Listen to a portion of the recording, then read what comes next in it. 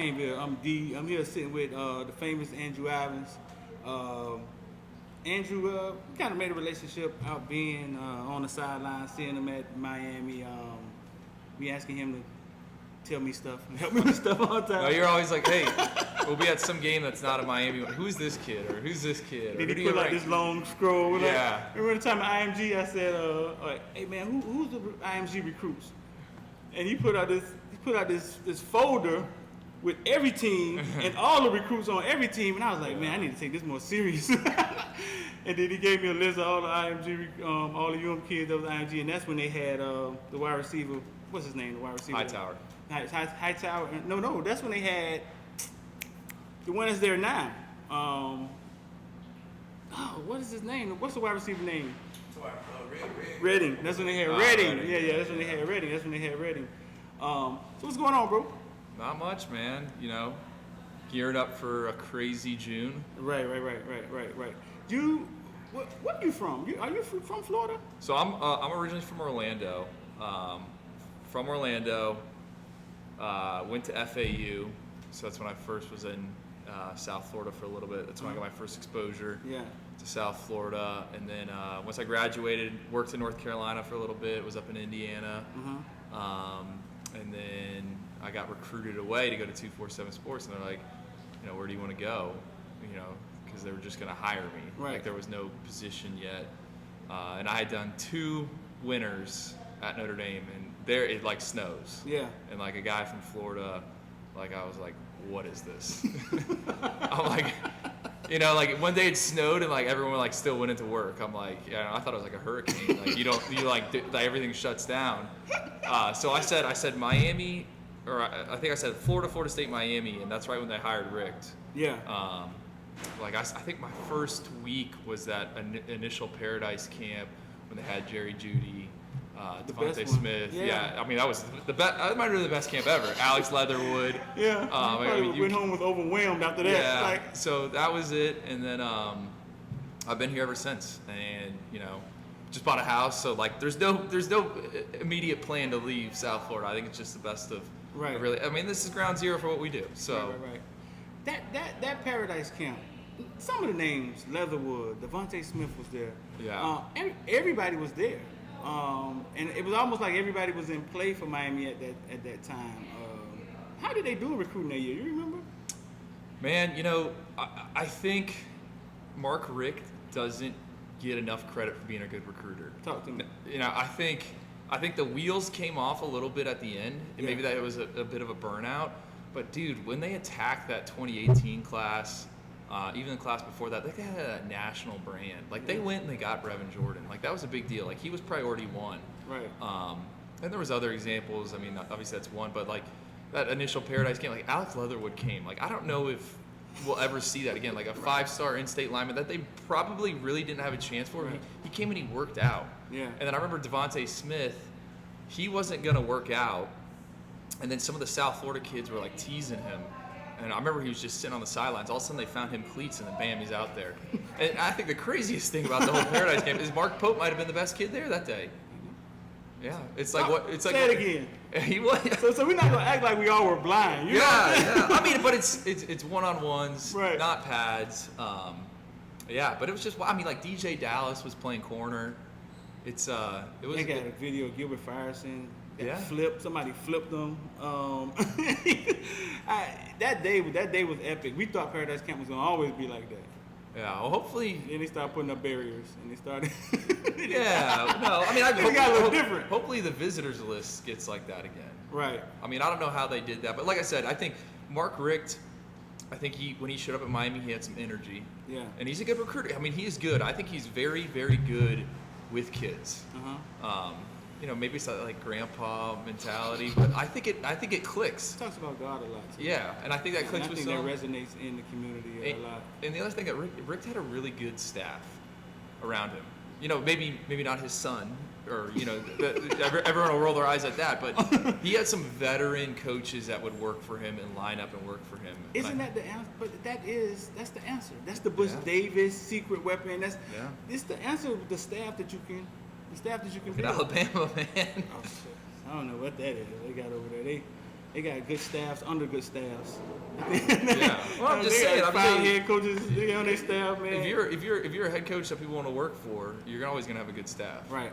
And I'm not saying this is the issue with Manny Diaz, but when you were never a head coach anywhere before, it's hard for some guys to, not put their career on the line, but take that step, go and work for a first-year head coach. So I think Manny's gotten better. I think he's learned from his mistakes at Miami. Right. We've seen some of the people he's brought in. Rob Likens, I think, is a great hire. Right. Garen Justice is a great hire. Those are guys that have been coordinators. Garen Justice was a head coach. People don't even realize that at the lower level. Oh, was he? Yeah, he was at some school in West Virginia. I think Rhett Lashley's a rising star. I think so. I think he's who, if UCF didn't get Gus Malzahn, that's. You think they would have went after him? Yeah, I mean, I'm pretty sure they were. I mean, that would have made a ton of sense. So he's never been a head coach, huh? he is not, but he has bounced around. Bounced around. He gives you a head coach energy, dog. Like when we sit in there and we talk to him. Yeah. His energy, his demand, like on the field and doing practice, like he controls, they get a lot out of that offense. They're very demanding out there. He's the head coach of the offense. There's no reason Manny. Right. No, but right. I think he was trying to be CEO, and then now he's going to call the defense, and I think it's just because he feels so comfortable with what he's doing. Rhett's going to get out of that offense. I mean, Rhett is the head coach of the offense. Manny's the head coach, but it's kind of a split, I think. Right. So from Notre Dame, you get hired to come to Miami. Right. And that Paradise Camp, you say was your first entrance to Miami. Yeah. And then so from that point forward, the Miami program as a whole. When you look at the Miami program, does it look like it's on its way up, or does it look like it's marking time? What does it look like to you? Well, I think that first few years for Richt, you're like, this is going up. I know. And then, when you go back to that Pinstripe Bowl loss, because if you cover the recruiting, and you interact with the kids, and you know the coaches, you can just get a feel for the energy. Right. And it was so sucked out. I remember they had that huge official visit weekend, and I was, somewhere where a lot of kids were wrapping up their official visits, and it was just so deflating. Keon Zipper was there, Lloyd Summerall was there, all these big names, and if they had closed out that season and won some games, maybe they'd get those guys, but they didn't. And you just knew, you had this feeling, oh, what's going on? And then they go and hire Manny Diaz. I mean, there's excitement, and it's hard just in 2020 because you're out of practice. You're watching it on TV, but I do think Rhett has the offense in the right direction. I think De'Aaron King. I think Manny has learned on the job. And it sounds, not cliche, but it sucks to be like, well, this will be the year we know. But I think we'll know a lot this year. And last year, they could have easily crumbled. That's a difficult COVID year. Yeah. And they did a lot of good things. Did it in how they wanted? No. But you have to give. I'm not a Miami guy. I'm not a Miami fan. I don't know nothing about the program. That's I'm a guy. I went to FAU. You FAU fan? FAU. My parents have season tickets to Florida. Yeah. I didn't grow up on Miami. I just think Manny sometimes get bashed for a lot of reasons, but people don't want to give him credit in what he did in 2020 and how he's addressed some of these issues. I mean, look at the quarterback room. They got De'Aaron King. You got Tyler Van Dyke, who looked good in the spring game. They go and get Jake Garcia, even though the whole fan base thinks that What do they think? Yeah, what the fan base think? They weren't going to get him, but I'm just saying he went spread offense. Everyone said they need to do that. He's addressed the need at quarterback. I mean, he's righted that. So we'll see. Did you know he was coming? Who? Jake. No, I mean, I thought that they were in it. I know Yeah. a lot of people thought that they weren't. We went up there on the way to the Clemson game, me and David Lake, who I work with, and I thought the chances were pretty low, but I'd spoke to him after the game. I was like, okay, I think Miami can do it. Yeah. And then when we got closer to the early signing period, I mean, normally the rule of thumb in recruiting is follow the visits, okay? Right. So if a kid visits somewhere, it's not that hard to figure out. When he visited for that North Carolina game, you're like, all right, he's definitely going there. Right. But the North Carolina game was one of the worst games in Miami history. Yeah. And you know, I never put much stock into the on-field performances, but this is the one where, like, there was all of a sudden a sense of panic behind the scenes, and I think Miami's like, whoa. It should have been. Yeah, like, this didn't go good, and, right. you know, Arkansas was legitimately in there. So, we knew a few days before. Right. But it's always up in the air, man. It's always recruiting. You know, you never know. I tell people that all the time. It's fluid. Like People don't. They don't think it is. Because they think these kids. Andrew, we're around kids all the time. Yeah. They're kids, and the fans forget that they're kids, and the fans forget that how they made decisions at 17 and 18, and they think these kids have it figured out. Yeah. And a lot of times they don't. You have grown men recruiting kids. Yeah. And what they're presenting them could be confusing for grown men. Yeah. It can be confusing for grown men sometimes. And so it's fluid. So you can crystal ball somebody all you want to, and then you wake up and somebody say the right thing to him, and it doesn't change. Well, and it's not even the kids, man. I think there's a lot of people don't realize parents, and then like parents that weren't involved in the recruiting process all of a sudden get involved. Yeah, and it gets there's an example. One recruit down here in the 22 cycle, you know, from everything I'd heard, people involved in that recruitment, you know, this person in the family was running point. All of a sudden we get to, you know, early May, and now some other relatives running point. So it's like the whole dynamic of the recruitment's changed, you know? And that's the People don't understand that, yeah. man. You just write a book, fool. We can write a book because people don't understand how weird recruiting is. Yes. It gets really weird, and they always think it's either he's a fan or somebody handing him a bag of money. It's not black and white. No, not at all. There's a lot of gray area. That's what they always think, and it's really not that. So listen,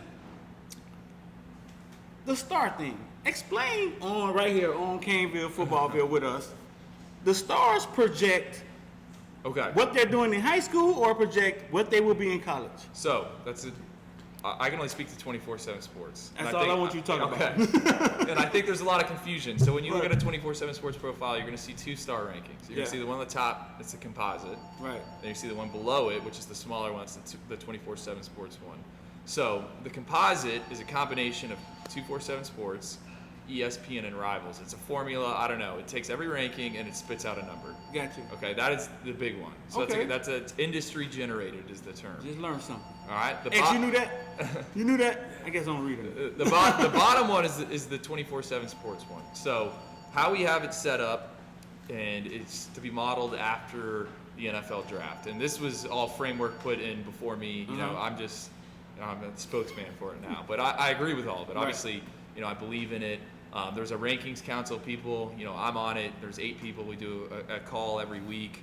And what we're trying to do with the 24/7 Sports rankings is project to the next level, the NFL. So if you're a 4-star, we think you're a guy that will play in the NFL. Projecting to the NFL. Yes.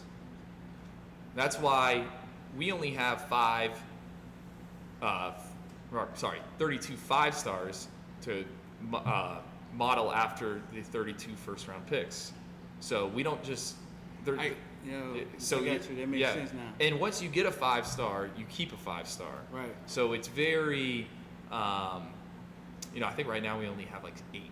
Okay, and then, you know, maybe the opening finals, right? I remember Amon-Ra St. Brown 2 years ago. He tore up something, and we're like, all right, they're just going to give him his 5th star. Remember Barton Simmons made that decision that day. But normally it's closer to signing days when it's finalized. But yeah, so you have 32 first round. You know, the 32 5-stars are essentially we're saying, hey, we think these guys are 5-stars. Yeah. Right. And then you would go 25 to 100. That's day 2, 2nd to 3rd, and then 100 to 250. That's your 4th to 7th, and then you got some wiggle room here and there. So all of it is projection too. Yes.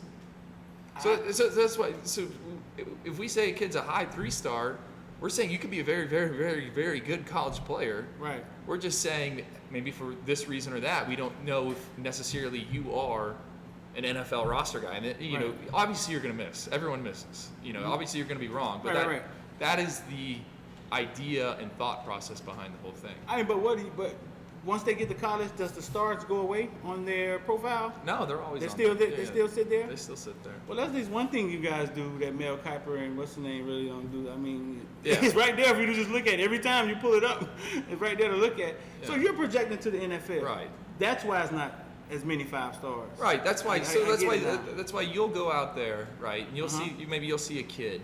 Let's say it's like a Chris Graves. So he's a kid that was going to visit Miami the first weekend.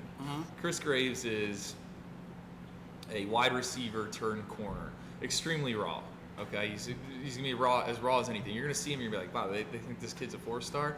But we're not thinking, hey, we're not expecting this kid to line up week 1 against Alabama. Right. We're trying to think in 4 and 5 years, based on what we know, based on how we study the NFL draft, how we've evaluated him. We think this kid has a very, very good chance of making it to the league. Why?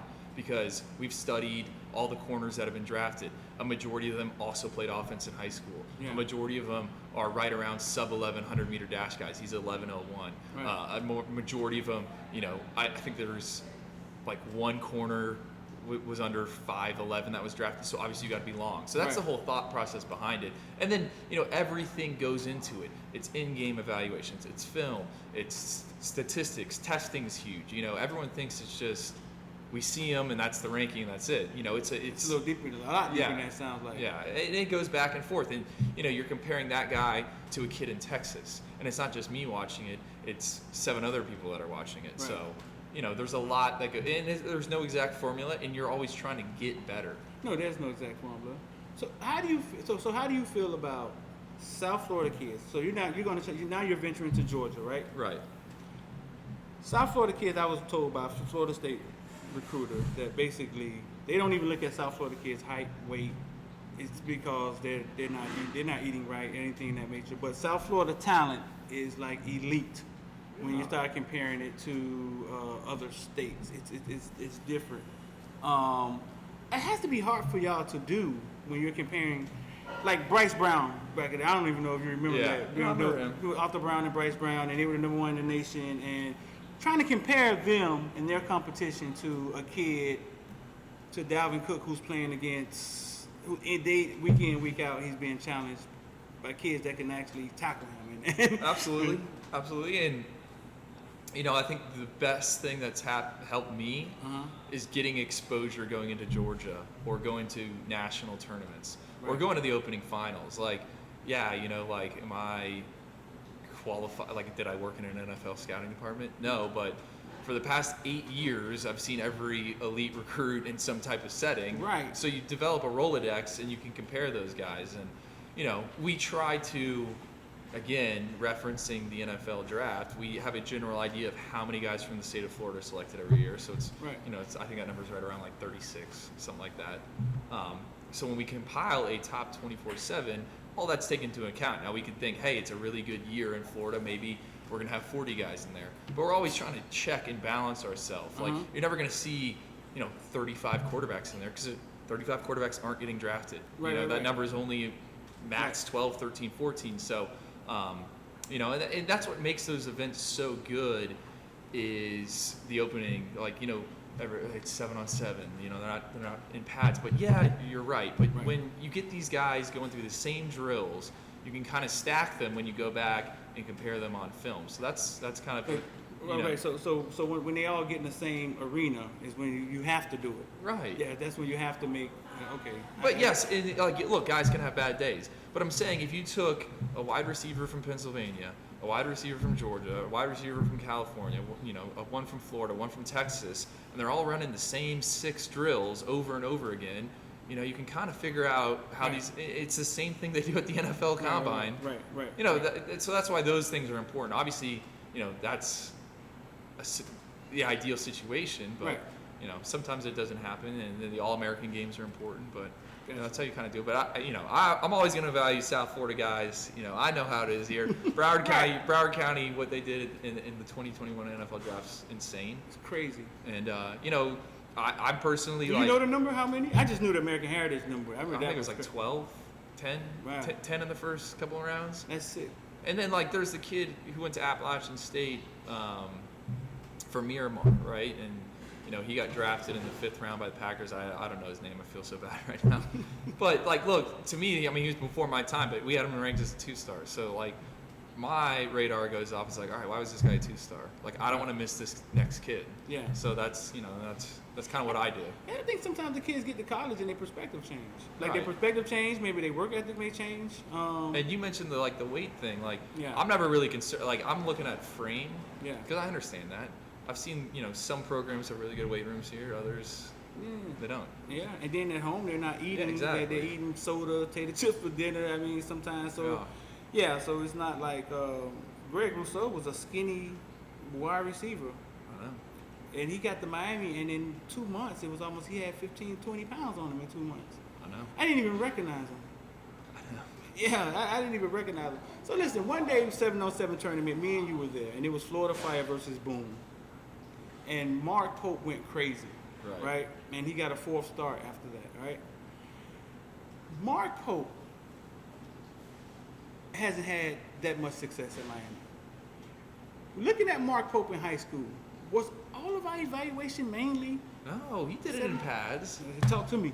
He did it in pads. He, like, I remember. I know he caught the pass this state. I remember that, you know what I'm saying? I mean, I've had this conversation with someone the other day. Just about how the recruiting landscape changes or not the high school football landscape. Like, I remember when I was first in the job, I went to Southridge like every other week. Right. I haven't been to Southridge, since. Yeah. So, but I watched a lot of Mark Pope, and Mark Pope was good in big games. You know, against Deerfield Beach in the playoffs. I remember when they played Belen Jesuit. Belen Jesuit didn't have lights at the time, so they played like at noon on a Friday in the state playoffs, and he. You know, Don Chaney was on one side, and it was D. Wiggins, Mark Pope. I was there. Yeah. Yeah. And Pope was. He did. I was there. He had a good game that game. Was he a 7-on-7 All-Star? Yes. But he also did it in pads. Right. He also had the track numbers. I mean, it's just a case where it just hasn't clicked. And that's what I was trying to tell people. I was like, listen, I don't see Mark Pope work out. I don't see him in practice. I don't see, like, you put him out there, and like you said, he was at Paradise Camp. He was the best wide receiver there. I just think a lot of we try to make it that cut and dry. Oh man, what did we miss? And maybe it's his tenure at Miami, him and Wiggins, and it's been 3 years. Harley was going the same way. It was almost like when I would see Harley would look at me, and it was like it felt like it wasn't the happy Harley anymore. Yeah, he wasn't like the happy-go-lucky kid anymore, and it's almost like, I'm just assuming, it seems as if he let himself down or he let the fans down. It's a feeling that you get from them. And it's like, man, it's not really all of that. So maybe it's just the tenure at Miami, man, that took a toll on them, man. I hope they bounce back, because it bothers me when I see kids I know fail. It's been a revolving door of wide receiver coaches.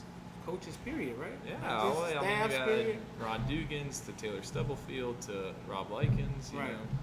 I don't think it's yes, and obviously at Alabama and other schools there's changes, but you know, I think that contributes a little bit to it. You got one guy telling you to do one thing, the next guy's going to say. I think it contributes a lot. Yeah, I think it contributes a lot, because they're looking up to these guys.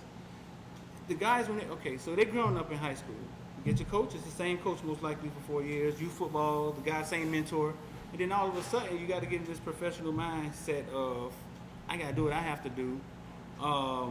And if no matter whether they change, I need to be able to do X, Y, Z every day to get better.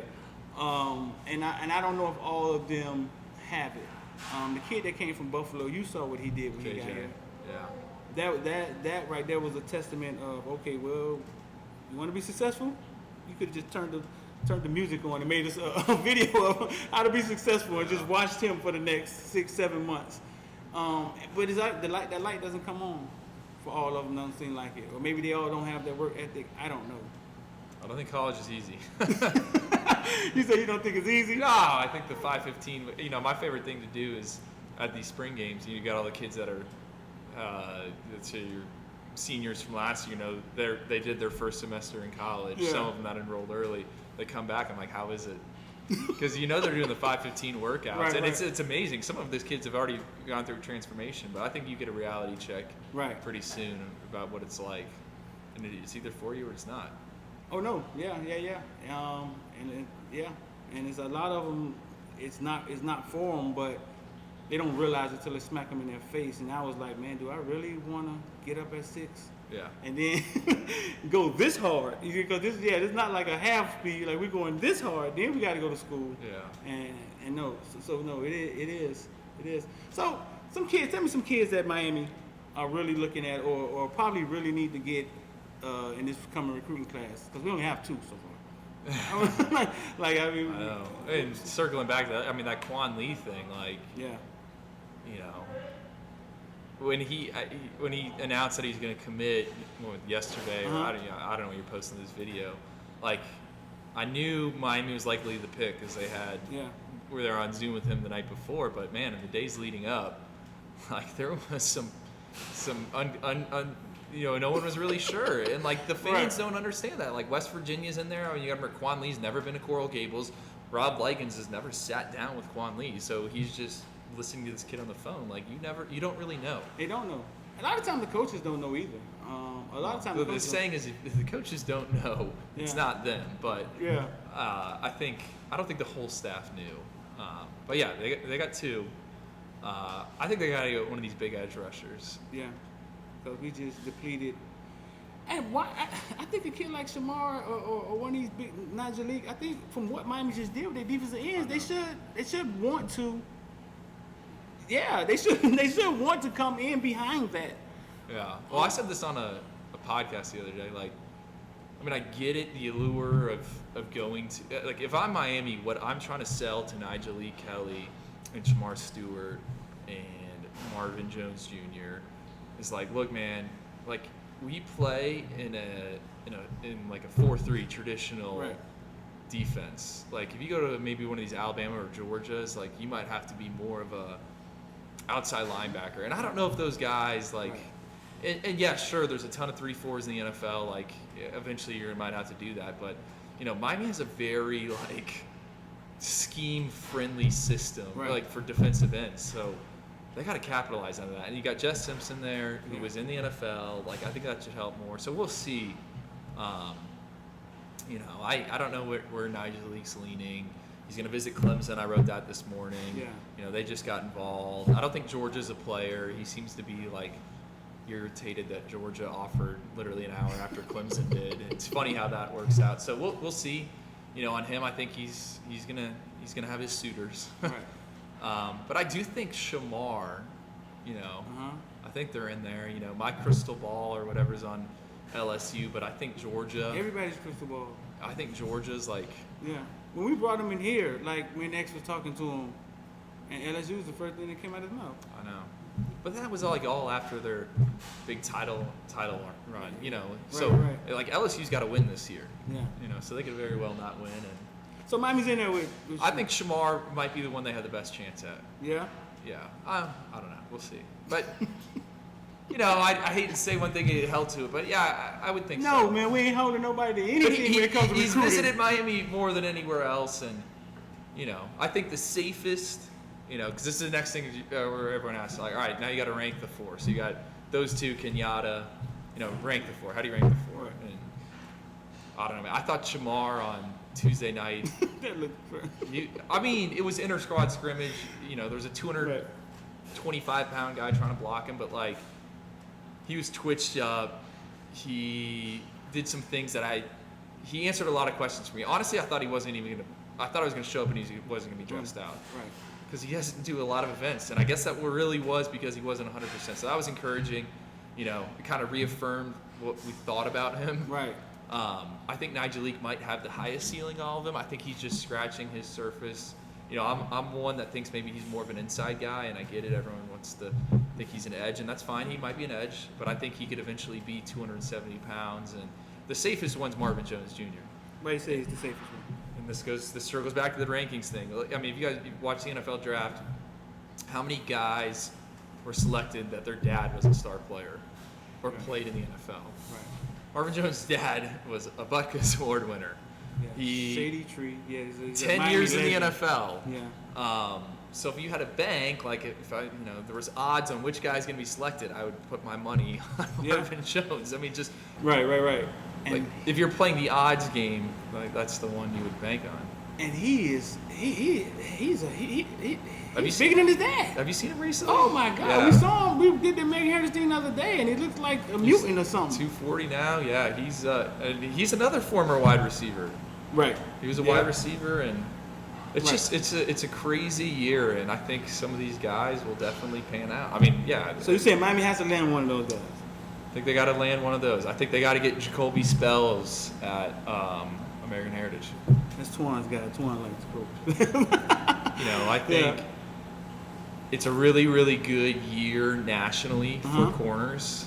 And that's good for Miami because Miami needs to get corners. But my point to that is Clemson, Alabama, Georgia, LSU, they can't take all of them. They can't take all of them. And in Miami, they have been in these battles over the past, 2-3 years. It's the same thing. They get left at the altar. They're always number two, always number two. Right. And I think they should be able to get some this year. Jacoby Spells, I expect Earl Little Jr. I know he's a legacy. I think he's going to go to Alabama. That's just the way I think this one's trending. But Jacoby Spells, his other schools are Indiana, West Virginia, Syracuse. Miami's got to beat him. So I think they got to get him. I think he's really good. And again, talking profile, former wide receiver. He's got elite ball skills, elite track time. So right. He tests out. But who's on him? West Virginia's on him. Yeah, I think West Virginia is the biggest threat. Because his coach played for West Virginia, right? I think Darrell Porter, right? Yeah. I think so. I heard he's pushed. You've heard the same as I. Yeah. I think he likes Miami. We went to go shoot him. He had on all Miami stuff. Yeah. They got to get him though, and I think they know they have to get him. So if they get him, and then they get the Graves kid I was talking about. Graves to me is like he's kind of like an asshole. But I compare his personality to Gilbert Frierson. And I think Miami needs some of that edge a little bit. Yeah. Here and there, and like G7, they need everyone's like, how does the U get back to what it was like in the 80s and 90s? Obviously you're never gonna get that, but I think if you can inject a little of it, just that competitive nature on the field, they're gonna want that. So they get him, and then there's another kid that's going to visit next week, Kamari Rogers. He's from #1 player in Mississippi. No, he's in Mississippi. Oh, Kamari Rogers.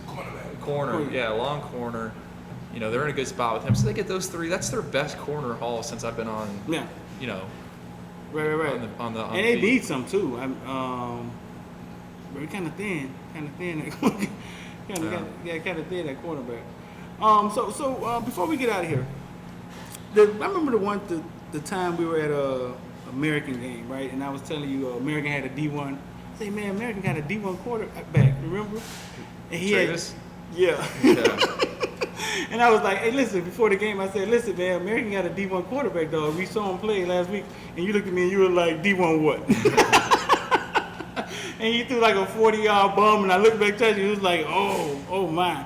He's at what, UCF now, right? No, he's at USF. He played as a true freshman. Yeah. I saw at American the first time I saw him play. I don't technically break kids down. I'm not gonna sit here and technically break it down. It's something that I could see. I could see talent. I've been watching these little kids for so long, and I could see it. And I knew he had it. Then he transfers to Central. But he was a D1 kid. He was a D1 kid. And he played at South Florida. But I heard right now he's battling out with somebody. Yeah. So anything else you want to tell these fans about 247? Because you just cleared up a lot with me now I just realized that you guys are projecting to the NFL. Yeah. And it's not about what Tutu is doing on Friday night in high school. Y'all are looking at him and projecting to the NFL. Yeah, if you're a high 3-star, we still think you're a really, really, really, really good player. Right. And I think people think there's the bias in the rankings or whatnot. We want to get the rankings right. Right. Because of credibility. And there's a ton of kids always ask me why haven't I been ranked yet, or this and that. I'm like, man, sometimes they're we're just waiting to gather more information. The last thing I want to do is rank a kid high and then have to move him down. Right. I'd rather rank a kid low and then move him up. And we're not trying to hurt feelings or anything like that. We're just trying to. But you're going to hurt feelings. Yeah, obviously. Anytime you start ranking anything, that's part of. Yeah. It's traffic. It brings traffic, and you're gonna hurt feelings. Yeah, I mean, there's like NFL guys getting selected in the NFL, or like, you know, some of them will say stuff about, you know, where they get drafted, but I will say this, like a majority of those kids from Broward that went and got selected in the NFL draft this past year, and obviously a lot of them are ranked high, but I don't recall any of those kids ever complain about their ranking. Right. You know, it's a ranking, like, you know, prove us wrong, or, you know, that's not going to dictate how your career goes. I mean, could you say that again for the kids, man? Could you please say that for the kids? I mean, we like KJ Osborne, you mentioned him, the Miami. Like, dude, that kid was a 2-star recruit. He goes to IMG Academy. He was a 2-star. He goes to Buffalo. You know, puts together a good career at Buffalo. Ends up at Miami. I think he like owns the squat and back squat and bench press record at Miami. In the weight room, and think of all the receivers that have come out. You know, so I'm saying, like, that doesn't dictate where you're going to go or anything like that. I mean, you know, that's. It's just you guys. It's just you guys. Your system, and you're trying to get it. Well, think about it like this. I didn't bring up this point. When are the rankings judged the most? Thursday night of the NFL draft, because everyone's going to pull up. Oh, where's this kid ranked? Right. You know, no one else cares any other time. That's why, you know, we're trying to get it right then. Right. That's why we're trying to get it right. So that's, you know. Right. So one thing you just said, we good? One thing you just said was, if we haven't ranked you yet, it's because we're trying to get more information. Right. A lot of times we hear, man, well, if you don't go to the camps, they're not going to rank you. And people look at it. So they look at it like. Here's another pet peeve I have of that. Here we go. So people think, like, it's all, like, camp evaluations. Like, or like, oh, I'm not a camp kid or anything like that. Like, okay, why do I like camps? Because I can see 100 kids in one stop. You just said it, right? So if you're a kid in Gainesville, or you're a kid in some, you know, not around me, you know, for me to go see you, that's a whole day for me. That's, you know, 4-hour drive up, 4-hour drive back. You know, there might not be another D1 player on the field. Like, so that's why, you know, I always try to tell kids, like, hey man, like, I'm gonna be at this camp, you should go to this camp. So that's gonna give me the chance to see, you know, see as many guys as I can. Right. And like, that's why, like, the referee jamboree, or if like there's you know, multiple things going on, then I'm obviously gonna go where I'm gonna get the most bang for my buck. Right. It makes sense. It does. It makes sense. Right, but everybody, a lot of it they look at it and they see it and they're thinking, like, 247. We don't put on camps. We don't pay for kids to go to camps or anything like that. You know, I know Rivals does their camp series, and, you know, which is good for them because they get photos of all those kids and stuff. But like, it's not like you have to go to camps to get stars. I'm just saying it helps us see you because we're going to be at those events normally. But the bottom line of it is that with the transfer portal and how college is going, you better. I just told a parent that the other night. Like, they were like, you got to help us out. And I was like, listen, you got to y'all going to have to get moving because he's been hurt. So y'all got to get moving. And y'all going to have to get to these college camps and y'all have to get seen. So even as a parent, y'all listen to what I'm saying now. Screw what stars and all of this. You're trying to be seen and you're trying to market your son. You want to get seen. So don't look at it like it's not personal. You're trying to be seen as many times as possible. I think, you know, my big advice to maybe not the blue chippers, if you're like a 22 or, you know, a 22 that's under the radar, or 23 or 24, look, man, I think and I went to FAU, right? So I'm going to tell you right now, I think there's 2 extremely good opportunities the first week of that contact period. June 1st, and I think it's June 7th, FIU is doing camps, one-day camps. Right. And I know Nebraska's going to be there. I know Ole Miss is going to be there. I know Florida State's going to be there. I know Georgia's going to be there.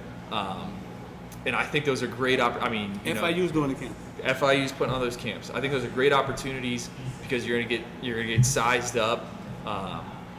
You know, I don't know if you can scratch numbers or anything like that, but you know, college.